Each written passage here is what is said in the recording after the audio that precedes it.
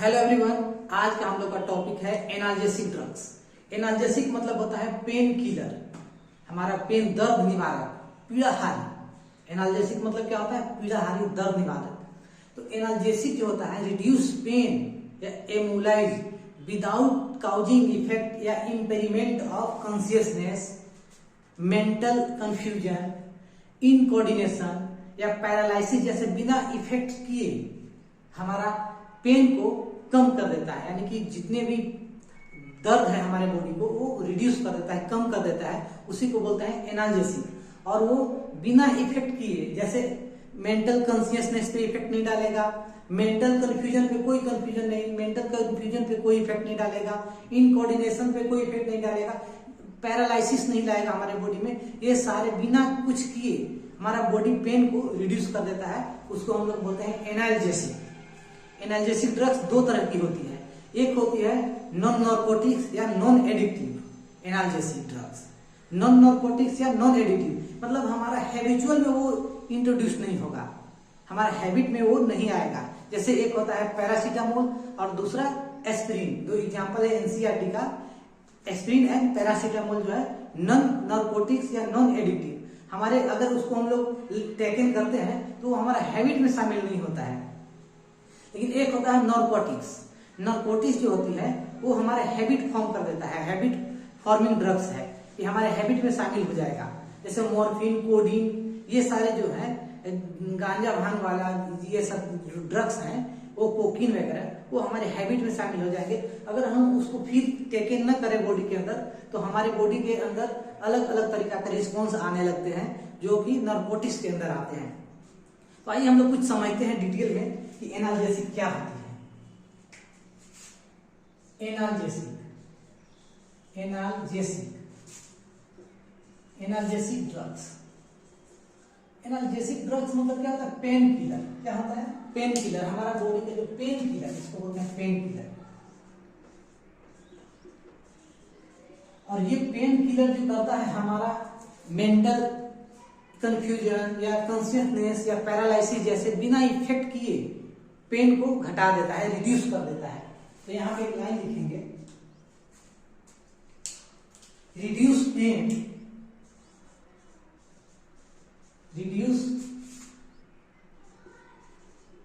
Pen without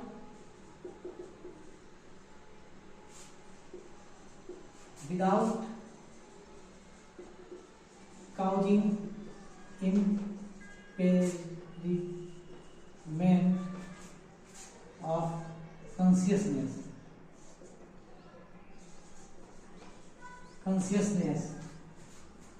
mental confusion,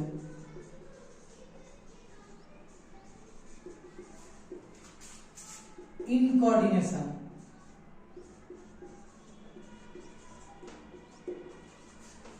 या paralysis,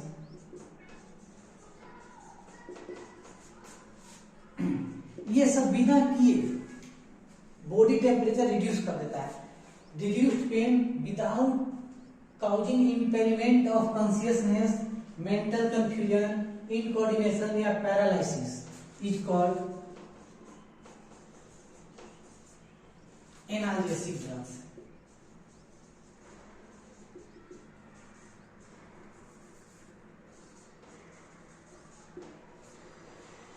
ये दो तरह के होते हैं, ये it is a two types.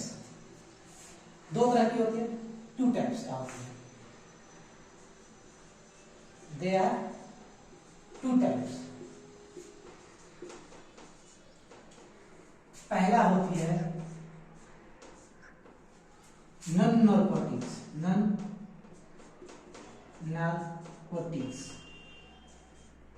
या फिर नॉन एडिक्टिव, इसको बोलते हैं नॉन एडिक्टिव,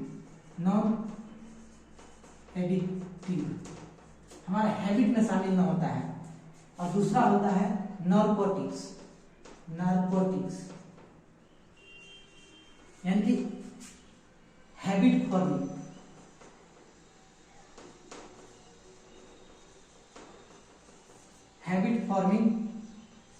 ड्रग्स हमारा हैबिट में वो शामिल हो जाता है। तो इसमें नॉन नार्कोटिक्स में दो एग्जांपल आते हैं, नॉन नार्कोटिक्स में दो बहुत ही शानदार एग्जांपल है, एक है एस्प्रिन और दूसरा है पैरासीटामोल।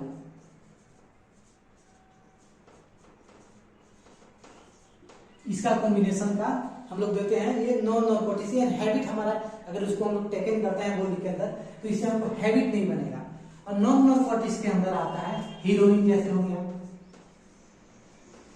कोडीन,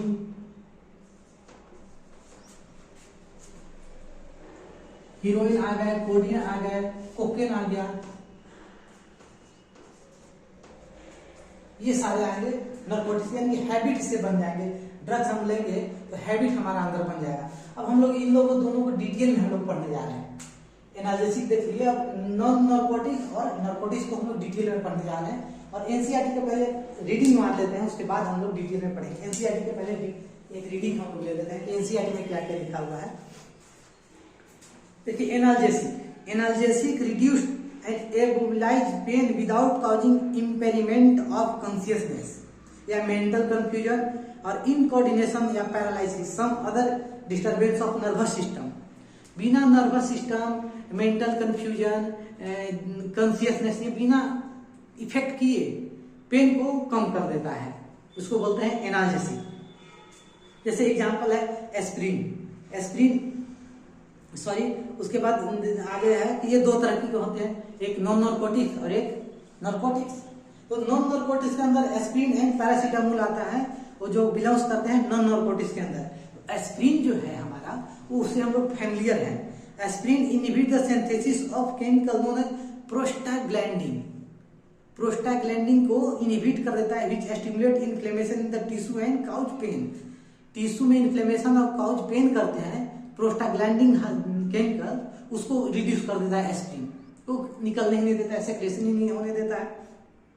और these drugs are effective in relieving skeletal pain, यानी हड्डी का पेन में यह इफेक्टिव है।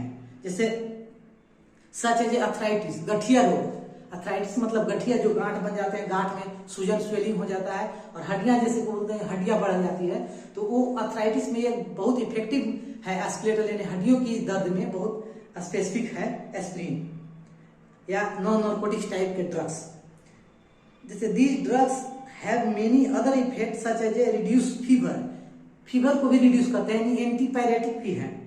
एंड प्रिवेंट प्लेटलेट कोगुलेशन, हमारे ब्लड को कोगुलेट यानी थक्का जमने में भी प्रिवेंट करते हैं, नहीं जमने देते हैं। Because it is anti blood coagulant, यानी एंटी ब्लड कोगुलेंट एक्शन है इसके अंदर।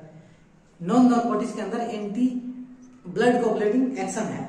Aspirin finds use in prevent of heart attack. Aspirin जो है हार्ट अटैक को भी बचाता है, प्रिवेंट करता है। अगर कोई हार्ट अटैक पर्सन आ रहा है तो उसको तुरंत एस्प्रिन दे दिया जाए तो पर्सन बच सकता है। और दूसरा है नॉन नार्कोटिक्स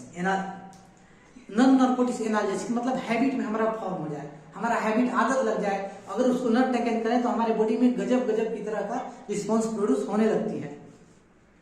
जैसे morphine and many of its other homologous when administrated in medical dose, अगर मेडिकल डोज से हम लोग ज्यादा ले लें या, और ये क्या करता है relief pain and produce sleep, pain और रिड्यूस स्लीप करता है। इन पॉइजनस डोज, अगर ज्यादा डोज ले लें, this produce stupor, coma, consciousness and ultimate death हो जाती है। Morphine narcotics are sometimes refers to opioids, क्योंकि वो अफीम प्लांट से, यानी अफीम पॉपी प्लांट से प्रोड्यूस होती है, इसलिए ऑफवाइड बोलते हैं। These analgesic are chiefly use for the relief of post operative pain या कार्डियक पेन या pain of terminal cancer and child birth जैसे सीवियर पेन में हम लोग यूज करते हैं नार्कोटिक्स। जैसे हीरोइन हो गया, मॉर्फिन हो गया, कोडीन हो गया, ये सब टाइप को नार्कोटिक्स के अंदर आते हैं और वो हम लोग यूज करते हैं। तो ये एनसीईआरटी का लाइन था और अब हम लोग डिटेल में और पढ़ने जा रहे हैं। एनसीईआरटी में नहीं था, अब नार्कोटिक्स और नॉन नार्कोटिक्स को हम लोग डिटेल में पढ़ने जा रहे हैं। एनाल्जेसिक ड्रग्स का फर्स्ट टाइप है नॉन नार्कोटिक्स एनाल्जेसिक, यानी कि नॉन एडिक्टिव। आइए हम लोग इसके बारे में क्या देखें। एनसीईआरटी का ही बहुत सारा लाइन्स है और यही है इसके अंदर आते हैं aspirin and paracetamol belong to this group, यानी कि नॉन नार्कोटिक्स जो है, नॉन नार्कोटिक्स एनाल्जेसिक के अंदर एक आते हैं एस्पिरिन और दूसरा आता है पैरासीटामोल, जो कि हैबिचुअल में कभी यूज नहीं आएगा, आदत नहीं लगेगी इसको। अगर हम लोग बॉडी के अंदर टेकन करते हैं तो उसका क्या क्या काम है। एस्पिरिन जो है मोस्ट फैमिलियर है, aspirin is a most familiar example. Aspirin inhibit the synthesis of chemical known as prostaglandin. Prostaglandin को सिंथेसिस होने में इनहिबिट कर देती है एस्पिरिन, जिसके कारण क्या होता है, stimulate inflammation of tissue and cause pen.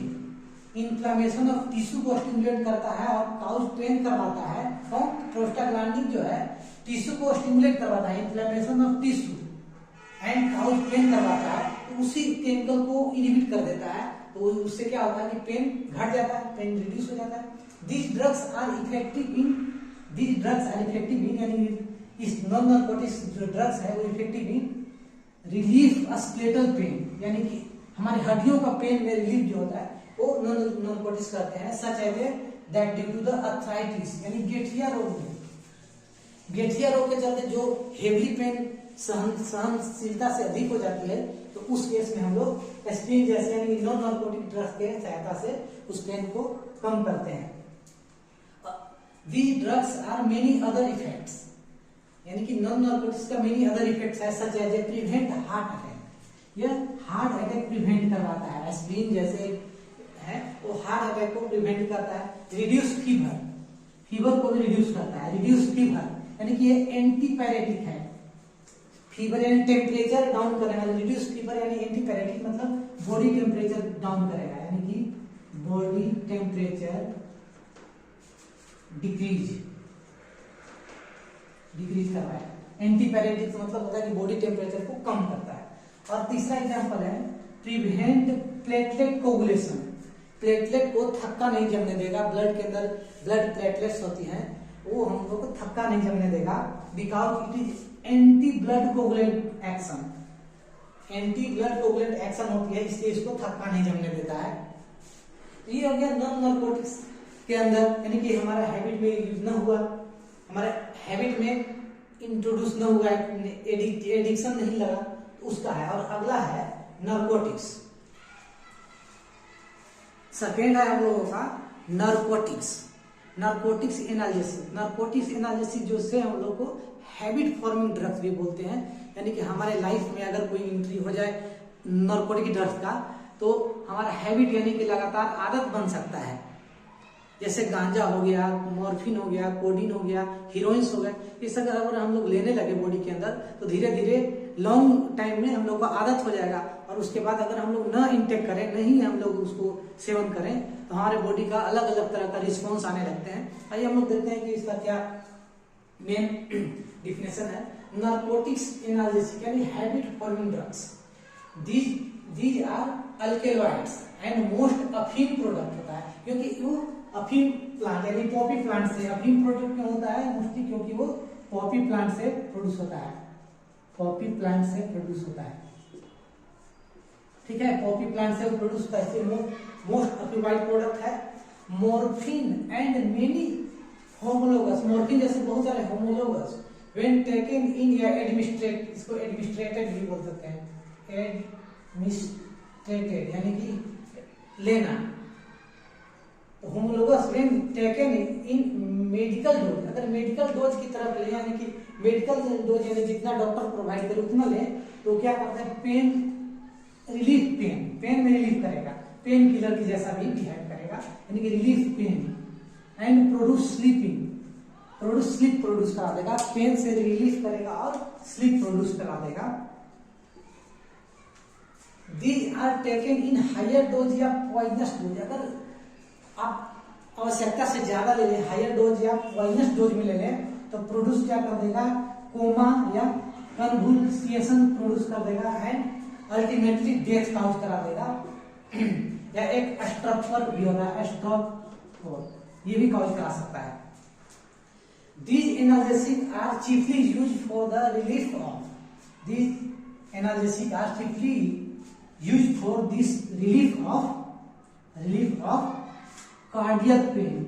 हमारा जो हार्ट है, कार्डियक पेन अगर ज्यादा है तो हम लोग यूज कर सकते हैं पोस्ट ऑपरेटिव पेन। जब हमारा कोई भी ऑपरेशन होता है, ऑपरेशन थिएटर में किसी चीज का हार्ट अटैक का ऑपरेशन हुआ, किडनी का ऑपरेशन हुआ या लीवर का ऑपरेशन हुआ, जो भी का ऑपरेशन होगा उसमें पोस्ट बाद में हम लोग उसको पेन को किल करने के लिए हम लोग नार्कोटिक्स एनाल्जेसिक हम लोग यूज करते हैं। तो पोस्ट ऑपरेटिव पेन में हम लोग यूज करते हैं पेन ऑफ टर्मिनल कैंसर का पेन में भी हम लोग नार्कोटिक्स ड्रग्स का यूज करते हैं। और पेन इन चाइल्ड बर्थ, जो चाइल्ड बर्थ के समय जो पेन होती है उसको हम लोग पेन को कम करने के लिए नार्कोटिक ड्रग्स जैसे हम लोग जैसे एग्जाम्पल क्या है, मॉर्फिन, हीरोइन, कोडीन, ये सब जो है ना, ये सब क्या है, नॉन नार्कोटिक ड्रग्स, यानी कि हैबिट फॉर्म करने वाला है। ये सब हैबिट फॉर्म करने वाला है। तो हम लोग को यहाँ पे एनाल्जेसिक जो है वो कंप्लीट हुआ। Best of luck.